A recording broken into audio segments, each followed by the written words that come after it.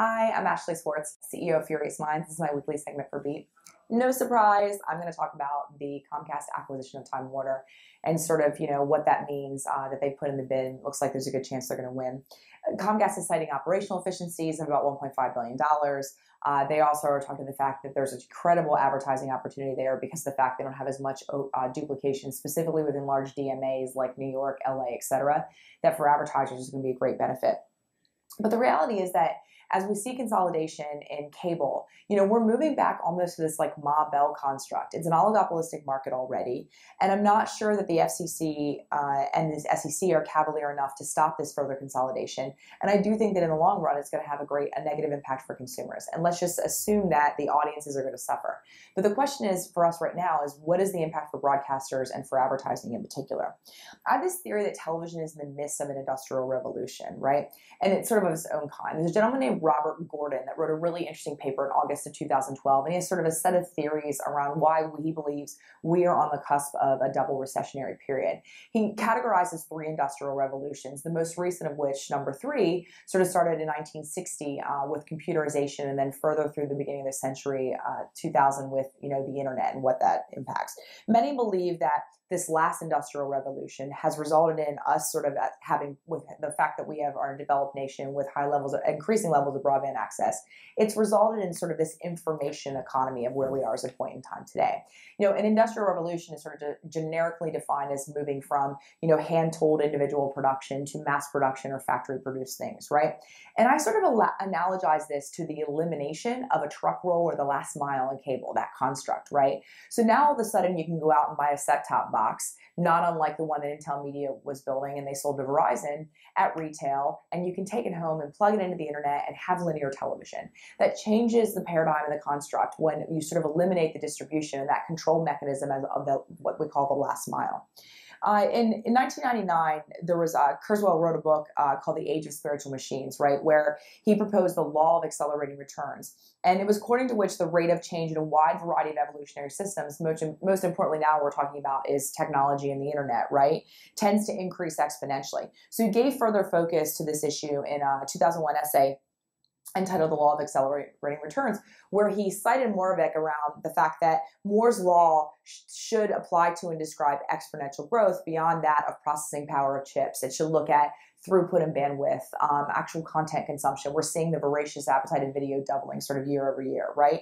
And that lends itself to this sort of fact that as the internet is growing and is becoming, incomprehensibly big and is going to have an incredible impact in every aspect of human existence, is it really free and open? I think that's a really important question because this has an incredible impact on television broadcasters.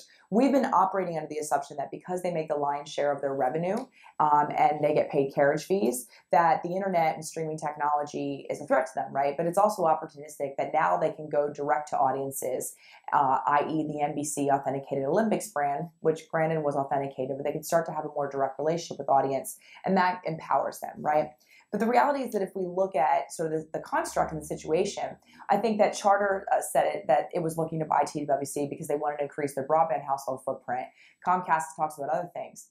The reality is that with the lack of net neutrality, which is the most important part of this conversation that we're getting to, is if we don't have net neutrality and you can actually charge premiums for access to the on-ramp, you're not actually charging for the pipes, or throttling, right? It's the on-ramp to sort of your broadband services. If you can charge a premium, that's an incredible lever when we go back to carriage renegotiations every year, right? So let's take, for example, the CBS blackout at Time Warner. If Time Warner had the leverage that there was no possible way because they could price gouge for CBS to start to go direct to their audiences and potentially disrupt the industry by unbundling, that would have changed the conversation and negotiations radically, right? Now let's extend this construct of net neutrality to players like Google, right? We're not just streaming services or sites like let's take 10.com or the Khan Academy, right? We have a situation where folks are paying premium for services. Fundamentally, those that may potentially have the greatest benefit to consumers or audiences or the public good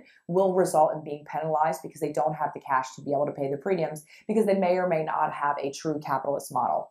The issue is that laziness begets laziness. Operators paid big, and I recognize that, and laid incredibly cost-intense infrastructure their continual network upgrades are super expensive. You know, the FCC regulation in cable has really provided protection incentives for cable that are not unlike those in pharma. The problem is that we're at a point where the increasing incentives for innovation and investment are hitting that point of sort of the curves are intersect of diminishing return for consumers, right? So the reality is that we're well beyond that stage for paid television, is that it's more ROI and an investment to invest in protectionist measures and to try and stop or slow or throttle innovation than it is to actually drive it, because it's not an open market. And so the lack of a capitalist construct is really destroying value for consumers in television. We know that because we have approval rates, right? Different operators are trying different tactics to sort of address this. Some are innovating, i.e. Verizon invested in Intel Media. And then we see that, you know, some folks like Comcast are actually buying into this idea of actually being able to leverage and charge premiums for their pipes, right? Adam Smith talked about this theory of the fact that when capitalism is fundamentally the fact that when you allow someone to pursue their self-interest, fundamentally it will benefit society as a whole. The problem is that in a controlled marketplace, the pursuance of self-interest results in the destruction of value and a value proposition for consumers or the end sort of recipients, right? And if we talk about bringing net neutrality or an open and free internet, but so distribute it through a controlled ecosystem, we're not getting any further ahead in getting audiences or consumers more of what they need and they require for the continual evolution and continuation of accelerating returns as a result of this industrial revolution. So here's my big takeaway and my advice to the cable industry. Gentlemen, don't the internet like television. It will destroy value for all of us for an eternity. Thank you.